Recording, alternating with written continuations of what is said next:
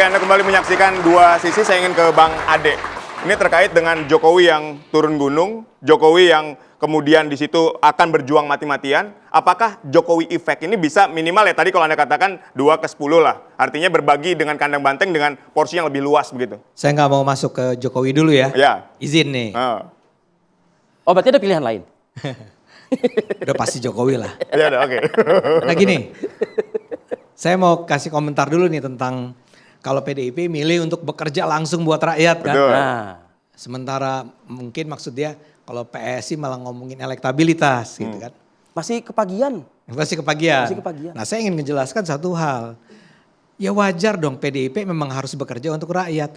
Wong anggota DPR-nya aja, DPRD-nya ada 33 Di Jawa Tengah. di Jawa Tengah. Di Jakarta berapa? 110. 110. Itu dipilih sama rakyat nih. Saya nggak tahu kalian milih nggak nih mahasiswa-mahasiswa. Kalian memilih orang-orang itu untuk duduk di DPR. Betul. Oke. Ya kerja dong buat rakyat. Lah kita kan cuma 2 orang. Make Di sense. Jawa Tengah kan cuma 2. Make sense. Ya. DPR aja nggak masuk. Nah buat kita jadi yang terpenting adalah kita kerja juga buat rakyat. Misalnya aja kita melakukan, memperjuangkan agar setiap siswa menengah ke bawah kan kemarin di NTT misalnya ada yang meninggal gara-gara nggak bisa beli Buku tulis. buku tulis, sama pulpen. pulpen dan segala macam. Seharusnya itu nggak boleh terjadi karena ada yang namanya KIP, ya, ada yang namanya program Indonesia Pintar. Tapi kenapa nggak nyampe ke rakyat itu? Oke. Jadi salah satu yang sekarang sedang dilakukan oleh kader PSI adalah gimana caranya agar datang ke sekolah-sekolah ngecek di sekolah ini ada nggak anak yang nggak dapat KIP. Artinya turunlah ke lapangan. Kita gitu turun kan? ke lapangan. Saya mau bilang kita juga melakukannya. Tapi kan kami bukan anggota DPR, ya. Jadi orang-orang lain yang harusnya udah duduk di DPR dong. Oke. Dan kemudian kita juga harus ingatkan para teman-teman yang sudah duduk di DPR ini, DPR ini citranya buruk banget di Indonesia. Kemarin ada survei dari Indikator tentang popularitas kesetujuan masyarakat terhadap lembaga-lembaga di Indonesia. Paling tinggi itu presiden. Paling rendah apa? DPR. Di bawahnya lagi atau di atasnya satu Oke. adalah partai politik. Oke. Nah, Arahnya kita- Anda kemana nih Bang Ade? Enggak, saya mau bilang bahwa kenapa kami memang memutuskan untuk kita harus bongkar dulu nih kondisi ini. Jadi targetnya 5 tahun ke depan gitu ya. Ya kita harus bikin parlemen atau partai yang betul-betul enggak lagi di... Oke. Sebentar, ini belum selesai. Ya oke. Partai Saya yang lihat waktu nih. Ya, yang partai yang akan dihormati oleh masyarakat, partai yang bisa membawa perubahan dalam DPR. Kita nggak bisa nunggu tahun 2028, Oke. kita nggak bisa nunggu 2027, Oke. kita nggak bisa nunggu seterusnya. Oke. Kita harus mulai dari sekarang.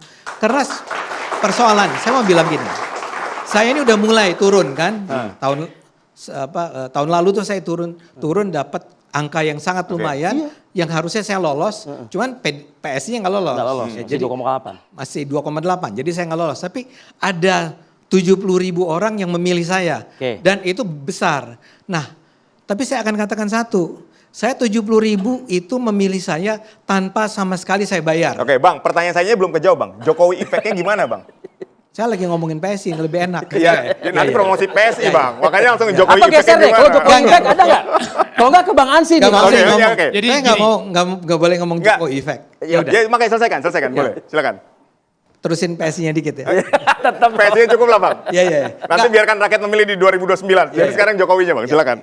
Nah Pak Jokowi ini adalah tokoh yang kita idolakan. Di PSI itu sangat mencintai Pak Jokowi. Ya, mungkin levelnya itu level yang ya dia presiden dan sekarang pun sebagai mantan presiden kita masih menganggap dia adalah sebagai mantan presiden yang masih punya apa yang disebut sebagai residue effect, efek residu.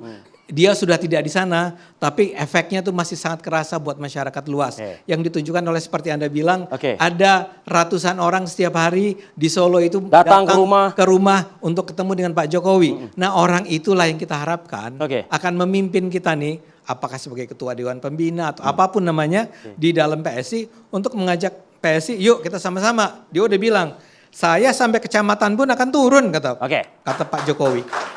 Jokowi Effect bagaimana? Jokowi. fakta yang kita tidak bisa pungkiri kalau kita bicara Jawa Tengah, Ibu Mega masih dianggap sebagai ratu politik Jawa Tengah. Oke. Tetapi yang kedua fakta yang terbaru bahwa calon yang didukung oleh Pak Jokowi memenangkan pemilihan gubernur Jawa Tengah. Ya. Nah, artinya bahwa pergeseran preferensi politik pemilih ini juga harus dibaca oleh partai politik, termasuk PDIP dan PSI.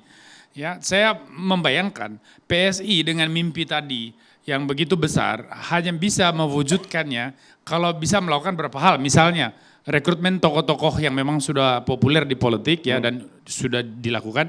Ada adopsi teknologi kampanye itu penting karena pemilih hari ini dan masa depan itu adalah Gen Z. Generasi yang bukan generasi perpustakaan kayak kita, tapi generasi yang berbasis kepada teknologi media digital. Modern. Lalu kemudian yang ketiga itu adalah penguatan mesin partai.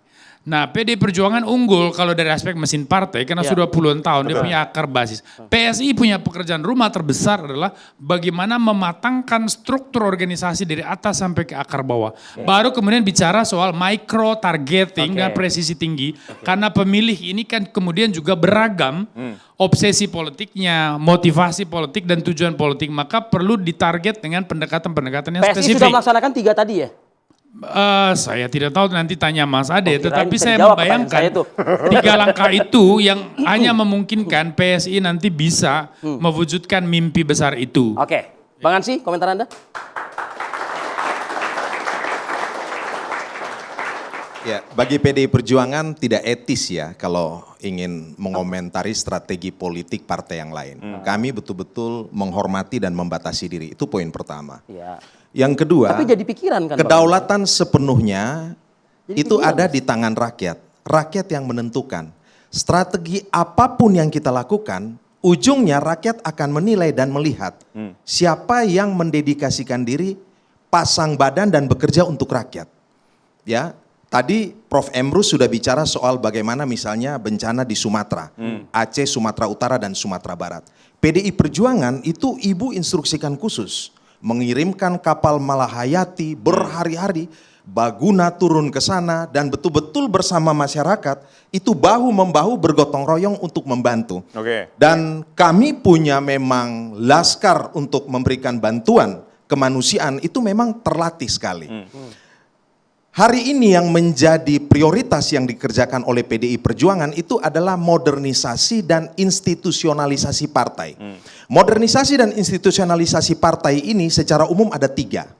Yang pertama konsolidasi internal partai PDI Perjuangan. Pasca pemilu ini kami bereskan lagi mulai dari ranting, anak ranting, PAC sampai ke atas. Sehingga kemudian struktur ini bisa bekerja baik, tetapi konsolidasi ini dilakukan tidak saja dengan strukturisasi, tetapi diperkuat dengan tindakan-tindakan kerja-kerja kerakyatan. Sehingga kemudian mesin ini memang terlatih untuk mempersiapkan 2029 nanti. Tetapi kami belum bicara soal election.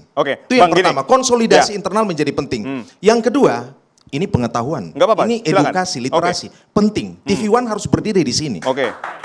Yang kedua, ini bicara soal regenerasi dan kaderisasi politik. 2029 pemilih terbanyak itu adalah Gen Z dan millennials. Masuk tuh, seperti dikatakan oleh Bung Boni tadi. Dan PDI Perjuangan hari ini banyak sekali merekrut anak-anak muda. Gen Z, millennials. Karena apa? Karena memang banyak generasi PDI yang boleh dibilang sudah relatif sepuh. Terlambatkah? Mungkin partai politik lain itu menerima atau merekrut generasi-generasi yang sudah lebih tua. Tetapi PDI Perjuangan itu membuka ruang yang lebar, yang luas untuk anak-anak itu muda. Untuk anak-anak muda. Mengikuti Dan PSI. sekolah partai ini menjadi sebuah semacam wadah pembibitan seminarium yang melakukan internalisasi nilai-nilai. Ini partai ideologis yang memang betul punya roh, yang betul-betul punya ideologi, punya values, punya kurikulum pembinaan. Gak cuma ikut-ikutan Bang Ansy? Not. Baik, Bang Ini Ansy. kepeloporannya itu dipimpin oleh ide dan gagasan. Ini anak-anak yang bergabung di PD ini, anak-anak yang baca buku. Anak-anak yang memang mengerti bahwa politik gagasan itu penting sekali. Bahwa values dalam politik jauh lebih penting ketimbang fulus. Yang ketiga, institusionalisasi aspirasi rakyat. Apa maksudnya? Turun ke akar rumput, bonding dengan akar rumput, berjuang demi apa? Demi kesejahteraan.